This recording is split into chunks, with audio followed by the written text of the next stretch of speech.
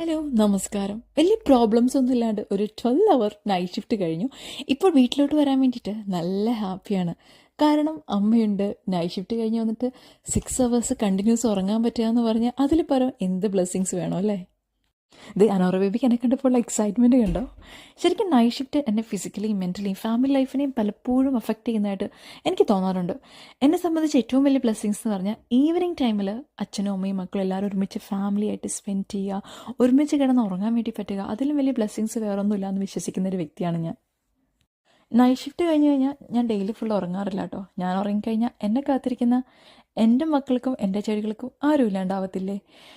എൻ്റെ സ്കൂൾ ടൈമിൽ അമ്മ ഹൗസ് വൈഫായിരുന്നു. അതുകൊണ്ട് തന്നെ സ്കൂൾ കഴിഞ്ഞ് വരുമ്പോൾ ഒരു ദിവസം പോലും അമ്മയില്ലാത്ത കാര്യം എനിക്ക് ചിന്തിക്കാനേ വയ്യായിരുന്നു. അതൊക്കെ വെച്ച് നോക്കുമ്പോഴത്തേനും ദർശിയെല്ലാം ഒത്തിരി അഡ്ജസ്റ്റ് ചെയ്യുന്നുണ്ട്. പേരൻസിൻ്റെ സ്ട്രഗിൾസ് അറിഞ്ഞിട്ട് വേണ്ടേ മക്കൾ വളരാൻ വേണ്ടിയിട്ട്.